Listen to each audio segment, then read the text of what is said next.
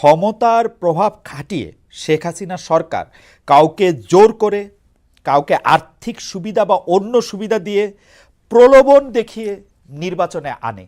আপনি কি এই কয়টা ক্যাটাগরির কোনো ক্যাটাগরিতে পড়েন, মানে জোর করা, আর্থিক সুবিধা, অন্য সুবিধা? আমার সাথে কোনো, শুনেন, আমি যেদিন থেকে আওয়ামী লীগ থেকে বহিষ্কৃত হয়েছি তারপরে কোনোদিনই শেখ হাসিনার সঙ্গে আমার যোগাযোগ হয়নি এবং তার কোনো প্রতিনিধিও আমার কাছে আসেনি। আচ্ছা, আপনি যেদিন আওয়ামী লীগ থেকে বহিষ্কৃত হইলেন, আমি কিন্তু আপনার যে নির্বাচনী এলাকা বা আপনার যে জেলা, সে জেলাতে আমি অনেকবার সফর করেছি। আমি দেখেছি যে আপনার জনগণ আপনাকে আসলে কি চোখে দেখে। এই রকম একটা ওভারওয়েলমিং জনপ্রিয়তা থাকা সত্ত্বেও আপনি কেন একটা স্পষ্ট অবস্থান নিয়ে জনগণের কথা, আমি খুব ভালো করে জানি, correct me if I am রং, আপনার উঠানে এসে প্রতিদিন লোকজন বসে থাকতো আপনারই এলাকার সাবেক এমপির বিভিন্ন দুর্বৃত্তপনা, দুর্নীতি, অন্যায়, অত্যাচারের কথা আর কোথাও বলতে না পারে আপনার কাছে বলতে। আপনি কোনো সময় তাদেরকে দেখা দিয়েছেন, কোনো সময় দেখা দেন নাই, কিন্তু আপনি কেন ওই সময় একটা অবস্থান নিলেন না? আমাদের ইতিহাসের জন্য আপনি বিব্রত হয়েন না, আমাদের ইতিহাসের জন্য বিষয়গুলি জানা দরকার। মানে কেন লতিফ সিদ্দিকীও অবস্থান নেয় না? মানে আমি বিব্রতও হই না, বিড়ম্বিতও হই না। আমি, আপনার কি মনে আছে, আমি 18 সালেও প্রার্থী হয়েছিলাম এবং 18 সালে প্রার্থী হওয়ার পর আপনি ভাবতে পারেন আমাকে আইয়ুবের কোন সমর্থক 60-এর দশকে কোনোদিন আক্রমণ করেনি। বাংলাদেশ প্রতিষ্ঠার পর জাসদ কোনোদিন আমাকে আক্রমণ করেনি। রাইট। বিএনপি কোনোদিন আমাকে ব্যক্তিগতভাবে আক্রমণ করেনি। জাতীয় পার্টি আমাকে কোনোদিন আক্রমণ করেনি। কিন্তু ওই বাচ্চা ছেলেটি, যার জন্মদাতা আমি বলা যেতে পারে, এই বাচ্চা ছেলেটি কিছু লোক লেলিয়ে দিয়ে আমার গাড়ি ভেঙে দেয়। যেদিন গাড়ি ভেঙে দেয় সেদিনই আমি অনশনে বসি। এবং আপনাকে সত্য কথা বলি, আমি অনশনে বসি যে দাবি নিয়ে আমি জানি ডিসিএসপি এটা কিচ্ছু করতে পারবে, কিন্তু আমি নির্বাচন থেকে সরে আসতে চাই। এই কৌশল হিসাবে আমার জীবন সঙ্গী লায়লা সিদ্দিকী তখন হাজার হাজার লোক নিয়ে মিছিল করছে। সে অনুরোধ করেছে, হাজার হাজার লোক এসে আমাকে অনুরোধ করেছে, আপনি অনশন বন্ধ করে কালীহাতি আসুন। আমি কালীহাতি যাব না, কারণ আমাকে এমপি বানানোর জন্য কেউ প্রাণ হারা, কোনো মায়ের বুক খালি হোক, কোনো নারীর স্বামী নিহত হোক, কোনো শিশুর পিতা নিহত হোক, এটা আমি চাই না। সেজন্যই আমি নিজেকে প্রত্যাহার করে নিয়ে এসেছি। আমি এলাকায় যাইনি, যেই আমার সঙ্গে দেখা করতে আসতো তার বিরুদ্ধেই 5টা 7টা মিথ্যা গায়েবী মামলা হতো। পুলিশ অকাতরে এই মামলাগুলা করত। আপনারাও পুলিশের রেকর্ড দেখুন, দেখতে পাবেন। কিন্তু এই লোকগুলো কিন্তু আওয়ামী লীগ। অবশ্যই অবশ্যই আওয়ামী লীগই তো হবে। গত 15 বছরে আওয়ামী লীগ ছাড়া তো আর কেউ ছিল না। কিন্তু না, এরা ওই আওয়ামী লীগের না, হাইব্রিড আওয়ামী লীগের না। আপনার কাছে যারা আসছে তাদের কথা আমি বলতেছি না, যারা মামলা দিয়েছে তারা তো আওয়ামী লীগেরই।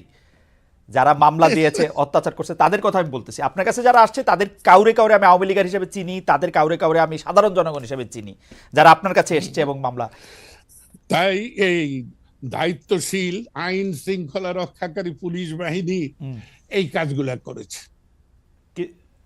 কিন্তু জনাব সিদ্দিকী, আপনি কি এইটা স্বীকার করবেন না, আপনি যেহেতু 2018 সালে কথা তুললেন, যে টাঙ্গাইলে সিদ্দিকী পরিবার, আপনার সহোদর ভ্রাতারাও এইটার সাথে সরাসরি জড়িত ছিল, যখন রাজনৈতিকভাবে আপনাকে নানাভাবে, আমি বলবো এটাকে মোকাবেলা আমি বলবো না, রাজনৈতিকভাবে আপনার বিরুদ্ধে যখন ষড়যন্ত্র হয়েছে, তখন আপনার সহোদররাও এর মধ্যে জড়িত ছিল।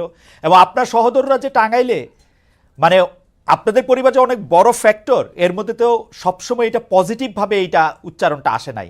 যতটা পজিটিভ লতিফ সিদ্দিকীর নামে আসছে, ততটা পজিটিভ তো অন্যদের ব্যাপারে আসে না। এবং কেউ কেউ দাবি করে থাকেন এর জন্য আপনি দায়ী, আপনি বড় ভাই, আপনি বাকিদের এক ধরনের প্রশ্রয়দাতা, প্রশ্রয় দিয়েছেন। সাধারণ ইয়াতে তৈরি করেছেন?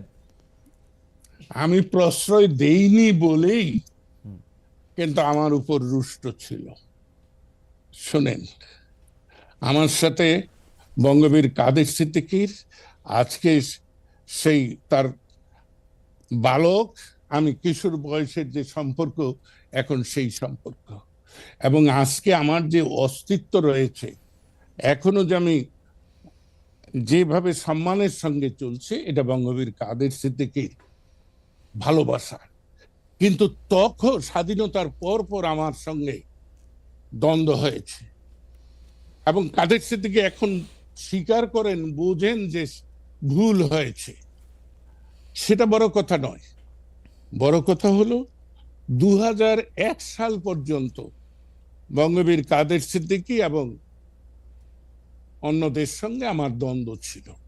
তার পরবর্তী সময় আমার ভাইদের সঙ্গে আর কোনো দ্বন্দ্ব নেই। শুধু আমার এক ছোট ভাই মুরাদ সিদ্দিকী শেখ সেলিমের এবং ওবায়দুল কাদেরের কারসাজিতে সে কিছুদিন আমার বিরুদ্ধে নির্বাচনী মাঠে ছিল। এছাড়া আচ্ছা, আমি একটু আপনার স্থানীয় পর্যায় থেকে আমি একটু ন্যাশনাল এটা একটু ফোকাস করতে চাই। যে মানে আমার মনে হয়, এটা আমার প্রশ্ন করতে গিয়ে আমার মন্তব্য, যে শেখ হাসিনার হঠকারিতার ফলে, এবং যে হঠকারিতার শাসন উনি 1.5 দশক ধরে চালু রেখেছিলেন এই পর্বে, মানে যেটাকে আমি আওয়ামী লীগ সরকারের হঠকারিতা বলি, সেইটার কারণে মুক্তিযুদ্ধের চেতনা, বঙ্গবন্ধুর আদর্শ তারুণ্যের কাছে তিক্ত বিষয় হয়ে পরিণত হয়েছে। এর সঙ্গে বিরোধ তৈরি করে দিয়েছে, মুখোমুখি দাঁড় করিয়ে দিয়েছে। এইটা থেকে উত্তরণের আর কোনো পথ আছে? মানে এই যে একটা ডিভাইড, এই ডিভাইডটা থেকে কি আসলে উত্তরণের কোনো পথ আছে? অবশ্যই আছে। পৃথিবী, এইরকম দ্বন্দ্ব কিন্তু পৃথিবীতে নতুন না। পৃথিবী দ্বন্দ্ব সংঘাতের মধ্য দিয়ে এগিয়েছে।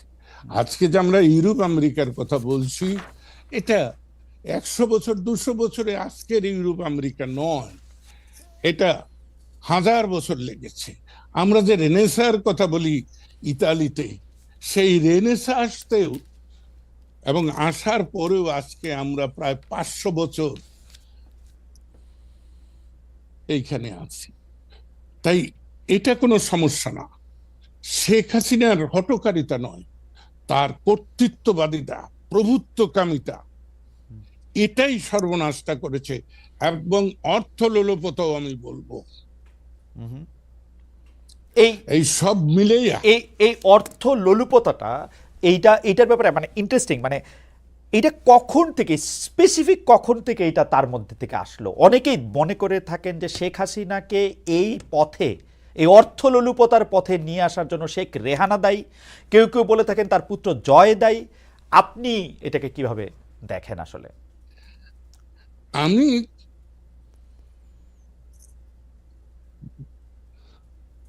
আমি শুধু বলবো যে জয় দায়ী নয়। মানে আপনি খুবই খুবই ইন্টারেস্টিং উত্তর জনাব লতিফ সিদ্দিকী দিলেন। তার মানে আমরা যদি ইনফারেন্স আনি, যে আমি প্রশ্নটা করেছিলাম যে শেখ হাসিনার এই অর্থলোলুপতার পথে তার বোন শেখ রেহানা এবং তার পুত্র জয়, কেউ কেউ বলে থাকেন এর জন্য দায়ী, আপনি শুধু বলেছেন যে